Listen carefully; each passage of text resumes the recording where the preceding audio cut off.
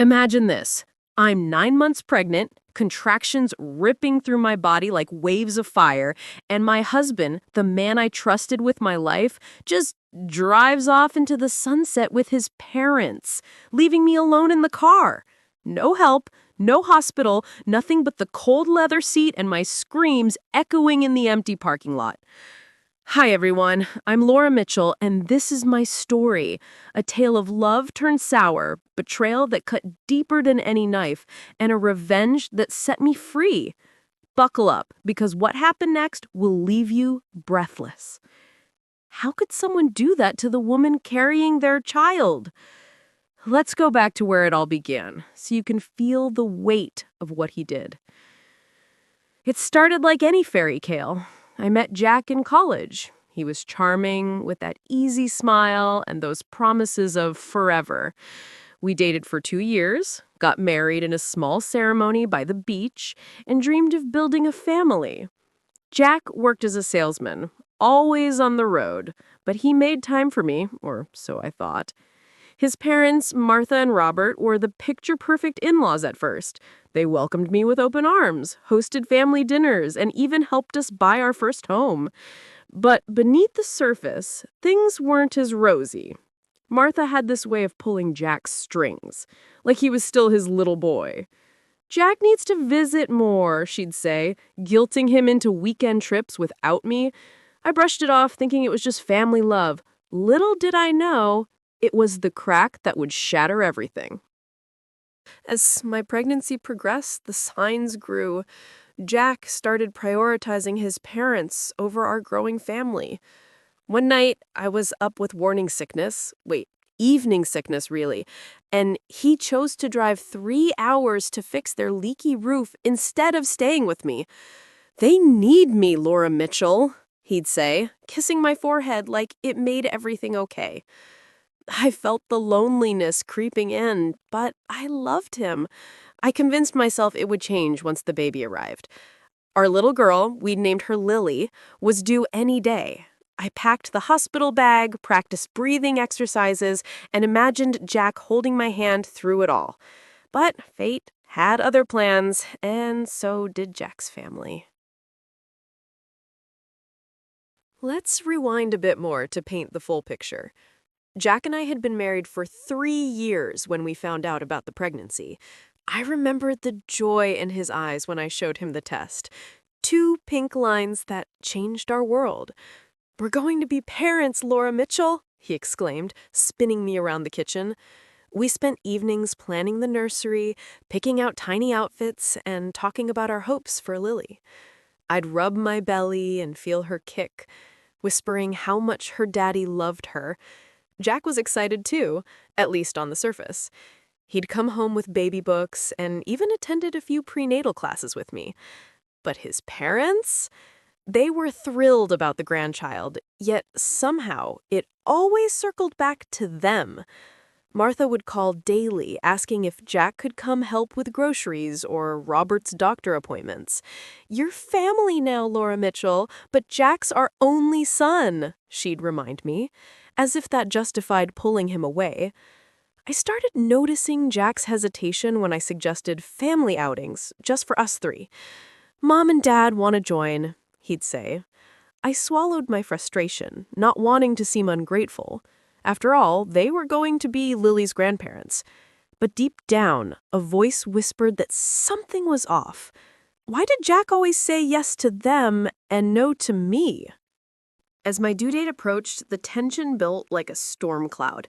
I was huge, uncomfortable, and emotional. One weekend, Jack's parents planned a spontaneous road trip to the mountains, a family tradition, they called it. Jack mentioned it casually over dinner. "They want me to go, Em. It's just for a day." I stared at him, my hand on my belly. "Jack, I'm due any moment. What if something happens?" He laughed it off. "You'll be fine. Call me if you need anything." That hurt, but I didn't push. I trusted him. Or maybe I just didn't want to face the truth. Little did I know, that trip would be the breaking point, the moment when love turned to ashes. The day it all went down started ordinary enough. It was a sunny Saturday morning. I woke up with mild cramps, but I've had false alarms before, so I didn't panic. Jack was packing his bag for the trip with his parents. They were picking him up at noon for a drive to their cabin, about 4 hours away. "It's relaxing, Em. I'll be back by tomorrow night," he said, zipping up his suitcase. I felt a twinge in my back, sharper than usual. "Jack, maybe you should stay. These cramps feel different." He paused, looked at me with those eyes I once melted for. "You're probably just tired. Rest up, okay? Love you." His parents arrived right on time, haunting from the driveway. Martha waved from the car window, all smiles. "Hi, Laura Mitchell. Take care of that belly." Robert nodded politely. Jack kissed me goodbye, promising to text updates. I watched them drive off, feeling a mix of sadness and unease. Alone in the house, I tried to relax. Made some tea, put on a movie, but the cramps intensified. By 1 p.m., they were coming in waves every 10 minutes. This was it. Labor. My heart raced. I grabbed my phone and called Jack. No answer. Texted, "Contractions starting. Come home now." Nothing. Panic set in. I needed to get to the hospital, but driving myself? In this pain? I called a neighbor, Mrs. Thompson, who rushed over. "Laura Mitchell, oh dear, let's get you in the car." She helped me into my sedan, but halfway there, traffic jammed us on the highway. The contractions were brutal now, 5 minutes apart. I was sweating, breathing heavy, trying not to scream. Mrs. Thompson pulled over in a rest area, calling 911. "Help is coming, hold on." But where was Jack? His phone went to voicemail again and again. That's when I realized he'd chosen them over us, over me, over our baby. The betrayal hit like a tidal wave, mixing with the physical agony. How could he? There I was, alone in the car except for kind Mrs. Thompson, who was a stranger turned angel in that moment. The rest area was deserted, just us and the distant hum of traffic. Contractions gripped me tighter, each one a reminder of Jack's absence. "Breathe, Laura Mitchell, breathe," Mrs. Thompson coached, holding my hand. But inside, rage bubbled. I'd texted him photos of my swollen belly just yesterday, and now this? The ambulance arrived after what felt like eternity, maybe 20 minutes, but in labor time, it was forever. Paramedics loaded me in, sirens blaring as we sped to the hospital. In the ER, doctors rushed around me. "You're in active labor, Laura Mitchell. Where's your husband?" I choked back tears. "He's on a trip." Their eyes widened in shock, but they focused on the task. Hours blurred into pain and pushes. Lily arrived at 4:17 p.m., a beautiful, crying bundle with Jack's eyes. Holding her, exhaustion washed over me, but so did a fierce protectiveness. My phone buzzed. Finally, a call from Jack. It had been 3 hours since he left, but seeing his name on the screen, all I felt was ice. He didn't deserve to know yet. I let it ring, silencing it. Mrs. Thompson stayed with me, a godsend, while nurses cooed over Lily. Back in my mind, questions swirled. Why hadn't he checked his phone? Was the trip that important? Later, I'd learned from a mutual friend that Martha had insisted on no distractions, phones off for family bonding. But that didn't excuse him. He was a grown man, my partner, the father. In that hospital bed cradling our daughter, something shifted. The love I'd clung to cracked wide open. Betrayal wasn't just leaving, it was choosing others when I needed him most. And as Lily's tiny fingers wrapped around mine, I vowed he'd pay for this, not with violence, but with the truth of his actions. Revenge wasn't about destruction. It was about rising above, making him see what he lost. 3 hours after he left, that's when Jack finally called. I was in the recovery room, Lily nursing peacefully, when my phone lit up. His name flashed, and for a split second, I almost answered. But the memory of being alone in that car, screaming in pain while he laughed with his parents miles away, stopped me. I hit ignore. It rang again. Ignore. Texts flooded in. Laura Mitchell? What's wrong? Pick up. Mom said you called earlier. Oh, now Martha mentions it? Too late. I turned the phone off, focusing on my baby. The nurses noticed. Everything okay? One asked. I nodded, but inside a storm raged. What I didn't know then was why he was panicking. Turns out, on their drive, they'd stopped at a scenic overlook. Jack, finally checking his phone after Martha's no distractions rule, saw my messages. The color drained from his face. We have to turn back, he yelled, but Robert, ever the stubborn one, refused. We're almost there, son. Laura Mitchell's tough, she'll handle it. An argument ensued, but they kept going. Jack tried calling, but service was spotty in the mountains. By the time they reached the cabin, he was frantic, pacing. Martha tried calming him. She's probably fine, dear. Women have babies all the time. But Jack knew better. He grabbed the keys and drove back alone, speeding through the night. Meanwhile, I slept soundly with Lily, ignoring the world. When he arrived at the hospital around midnight, disheveled and wild-eyed, the nurses turned him away. Visiting hours over, sir. Come back tomorrow. He begged, but rules are rules. That night, alone in our empty house, Jack must have felt a fraction of my abandonment. Good. It was just the beginning. I wasn't ignoring him forever yet, but close.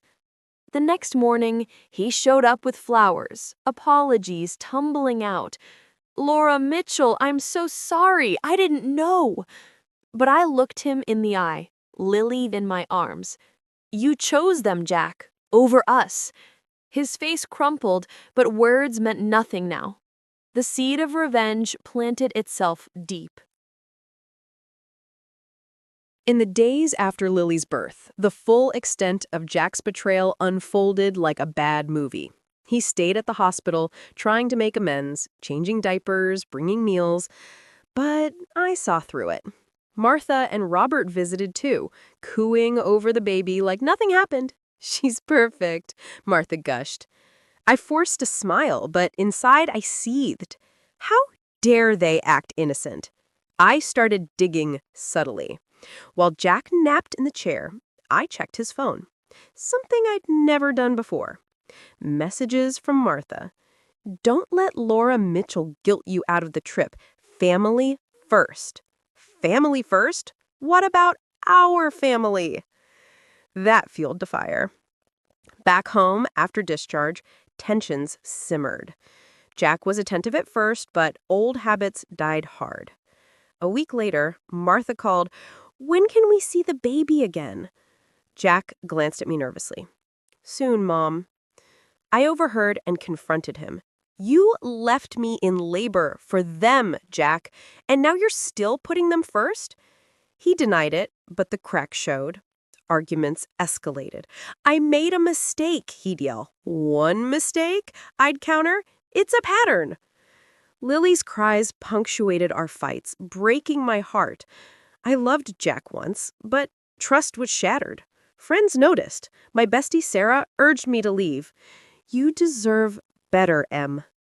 As weeks turned to months, I documented everything. Secretly, I recorded calls where Martha badmouthed me. "Laura Mitchell's too dramatic. Jack, you need space." I saved texts, built a case. Not for court yet, but for my peace. The betrayal wasn't just that day. It was years of manipulation. Jack's panic call?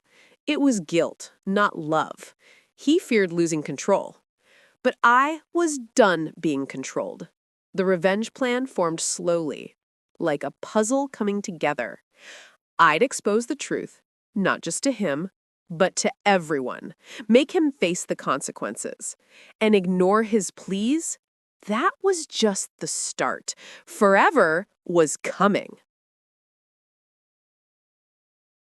Revenge doesn't happen overnight. It brews in the quiet moments. With Lily napping and Jack at work, I plotted. First, I focused on myself. Joined a mom's group for support, started therapy to heal the emotional scars. "You're strong, Laura Mitchell," my therapist said. "Use this pain to rebuild." I did. Financially, I was smart. We'd had joint accounts, but I opened my own, squirreling away savings. Jack noticed nothing, too busy appeasing his parents. The plan? Expose the family's toxicity without destroying lives, just revealing truths. I gathered evidence, screenshots of Martha's manipulative texts, voicemails where Robert dismissed my concerns. I even found old emails from Jack promising to prioritize us, broken time and again. But the centerpiece? That panic call. I'd saved the voicemails. "Laura Mitchell, please, what's happening?" His voice cracked with fear. Realizing too late. I'd use it all in a heartfelt letter, not to him, but to our extended family and friends.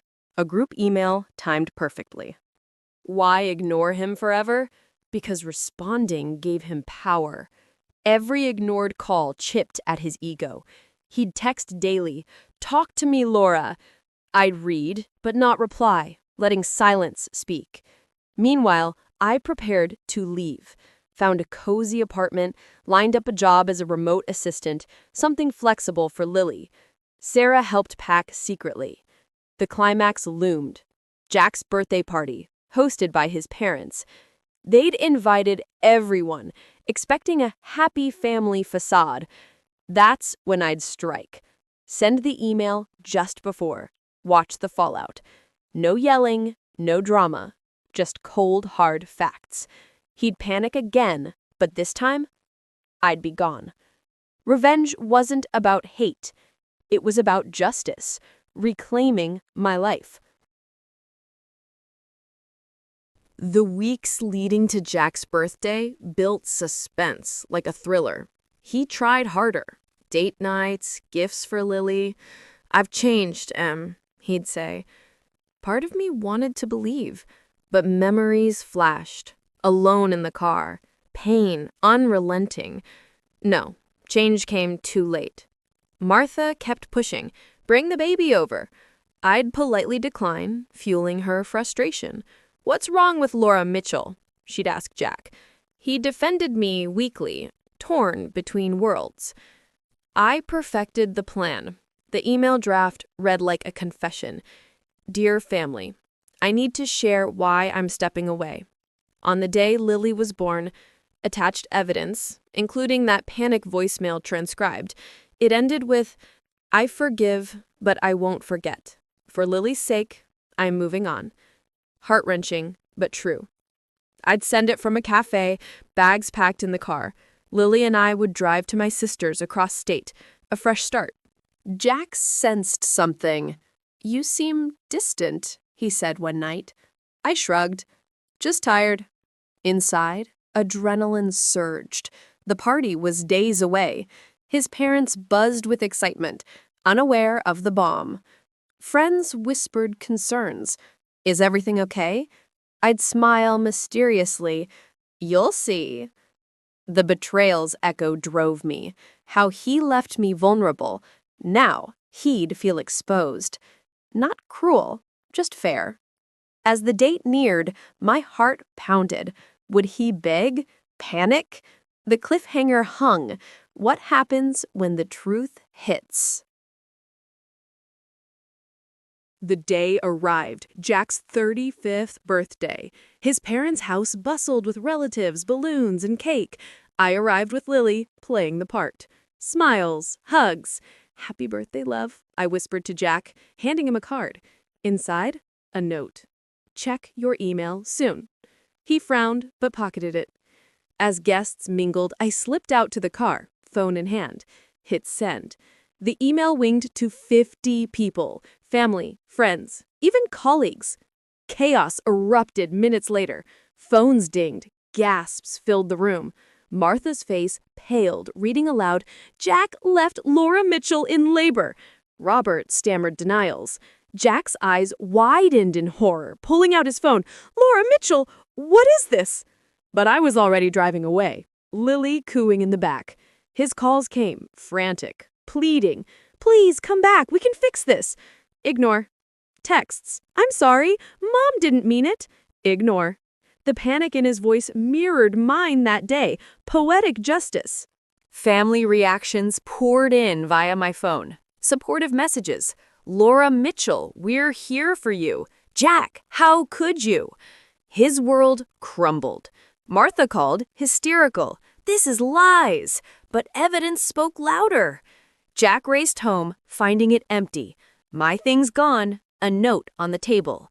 "You ignored my pain. Now feel yours. Goodbye forever." He collapsed, reality hitting. No more control. I'd exposed the betrayal, freeing myself. The climax? His desperate drive to my sister's, begging at the door. But I didn't open. Silence was my shield. In the aftermath, life reshaped. Jack tried everything. Flowers at my sister's, letters of apology. "I was wrong, Laura Mitchell, please." But I stayed firm, ignoring forever as promised. Divorce papers followed, clean and fair. Shared custody for Lily, but on my terms. His parents distanced themselves, reputations tarnished. Martha apologized once, tearfully. "We didn't realize." Too little, too late. I thrived, moved to a sunny town, started a blog about single motherhood, empowering stories that resonated. Lily grew strong, her laughter my joy. Jack?